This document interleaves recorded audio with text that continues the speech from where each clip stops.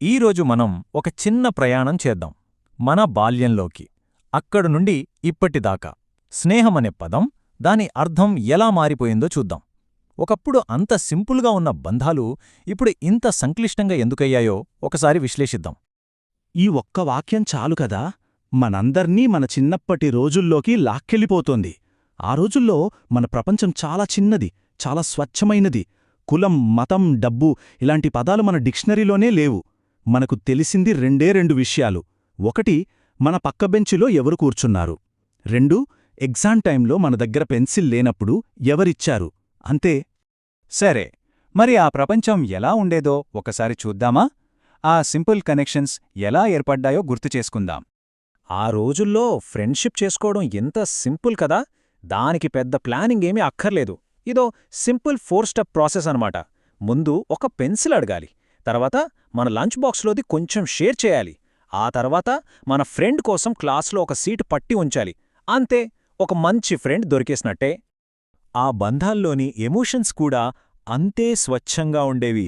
చిన్న చిన్న పెన్సిల్ ముక్కల కోసం గొడవపడేవాళ్లం, మరుక్షణమే మళ్లీ కలిసిపోయేవాళ్లం. అసలు కారణమే లేకుండా పగలబడి నవ్వుకునేవాళ్లం. అన్నింటికన్నా ముఖ్యంగా మన ఫ్రెండ్ రాకముందే వాళ్లకోసం సీట్ ఆపడం అనేది అదొక పెద్ద బాధ్యతలా ఫీలయ్యేవాళ్లం. ఆహా, ఏ మాట! మనం ఎప్పటికీ ఫ్రెండ్స్గా ఉందాం. ఆ వయసులో ఈ మాట ఎంత నిజాయితీగా చెప్పేవాళ్లం కదా! ఆ క్షణంలో మనసులో ఎలాంటి కల్మషం లేకుండా 100% నమ్మకంతో అనేవాళ్లం. మన స్నేహం ఎప్పటికీ ఇలాగే ఉంటుందని మనస్ఫూర్తిగా నమ్మేవాళ్లం. కాని కథ ఎప్పుడూ ఒకేలా ఉండదు కదా!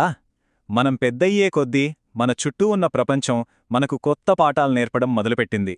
మన ఆలోచనా విధానాన్ని, మన సంబంధాలను పూర్తిగా మార్చేసింది. అప్పటిదాకా లేని ఓ కొత్త ప్రశ్న మన మధ్యలోకి వచ్చేసింది. ఒకరితో స్నేహం చేసే ముందు వాళ్ల గురించి తెలుసుకోవడానికి ఇదొక కొలమానమైపోయింది. ఇదివరకు ఎప్పుడూ మన మెదడులోకి రాని ప్రశ్న ఇది.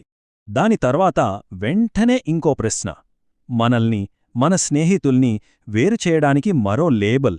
స్నేహం కన్నా ఈ వివరాలు ముఖ్యం అని మనకు తెలియకుండానే మన మైండ్లో రిజిస్టర్ అయిపోయింది. ఇక ఫైనల్గా ఇది. వాళ్ల బ్యాక్గ్రౌండ్ ఏంటి, ఒక మనిషిని కలవకముందే, వాళ్లతో మాట్లాడకముందే ఈ బ్యాక్గ్రౌండ్ చెక్స్ ఒక ఫిల్టర్లా మారిపోయాయి. ఒకప్పటి స్వచ్ఛమైన పరిచయాల స్థానంలో ఈ లెక్కలు వచ్చి చేరాయి. సరే, మరి ఆ ప్రపంచం నుండి మనం ఇప్పుడు ఈ ప్రపంచంలోకొచ్చేశాం. పెద్దయ్యాక మన బంధాల రియాలిటీ ఇదే. ఈ మార్పు ఎంత పెద్దదో చూడండి. ఒకప్పుడు పెన్సిళ్లు పంచుకున్నాం, ఇప్పుడు స్టేటస్లు చూస్తున్నాం. అప్పుడు సింపుల్గా ప్రామిస్లు చేసేవాళ్లం, ఇప్పుడు వాటి స్థానంలో మన మధ్య నిశ్శబ్దమైన దూరం పెరిగిపోయింది. ఒకప్పుడు మన జీవితంలో అంత ముఖ్యమైన ఆ స్వచ్ఛమైన హృదయాలు ఇప్పుడు మన ఫోన్ కాంటాక్ట్ లిస్ట్లో ఎప్పుడో ఒకసారి చూసే పేర్లుగా మిగిలిపోయాయి. చాలా చిన్నప్పటి స్నేహాలు ఇలాగే ముగిసిపోతాయి. పెద్ద పెద్ద గొడవలేవీ జరగవు, సరైన క్లోజర్ కూడా ఉండదు.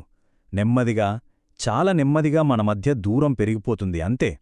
అన్నింటికన్నా బాధాకరమైన విషయమేంటంటే, అసలు మనం చివరిసారి ఎప్పుడు మాట్లాడుకున్నామో కూడా గుర్తుండకపోవడం. ఆ బంధం ఎందుకు, ఎలా ముగిసిపోయిందో కూడా తెలియదు. అయితే మనం నిజంగా కోల్పోయిందేంటి? కేవలం ఫ్రెండ్స్నా, లేక అంతకన్నా విలువైనదేదైనానా? ఈ ప్రశ్న మనందరం మనల్ని మనం వేసుకోవాల్సిందే. ఒకరికొకరు సహాయం చేసుకునే స్థాయి నుండి ఒకరినొకరు వాళ్ల నేపథ్యాన్ని బట్టి జడ్జ్ చేసే స్థాయికి ఎలా వచ్చేశాం? ఈ మార్పు ఎక్కడ మొదలైంది? బహుశా ఈ మొత్తం కథకు సమాధానం ఇదేనేమో. చూడండి, మనం మన స్నేహితులను కోల్పోలేదు, మనం ఆ అమాయకత్వాన్ని కోల్పోయాం. ఎలాంటి ఫిల్టర్లు, లెక్కలు లేకుండా ప్రపంచాన్ని చూసే ఆ అద్భుతమైన దృష్టిని కోల్పోయాం. అంటే నిజమైన స్నేహమంటే ఏంటి? అది కులం గురించో, మతం గురించో, హోదా గురించో కానేగాదు. అది కేవలం ఒక చిన్న పెన్సిల్, కలిసి పంచుకున్న లంచ్ బాక్స్, ఇంకా ఎలాంటి లెక్కలు వెయ్యని ఒక స్వచ్ఛమైన హృదయం గురించి మాత్రమే. ఈ విశ్లేషణను ఒక చివరి ఆలోచనతో ముగిద్దాం. పెద్దయ్యాక మనం కోల్పోయిన ఆ అమాయకత్వంతో కూడిన స్నేహాన్ని మళ్లీ సంపాదించడం దాదాపు అసాధ్యం. ఒకవేళ అలాంటి స్నేహితులెవరైనా ఇప్పటికీ మన జీవితంలో ఉంటే వాళ్లని ఎప్పటికీ వదులుకోకూడదు. ఎందుకంటే అలాంటి బంధాలు చాలా అరుదైనవి, చాలా విలువైనవి.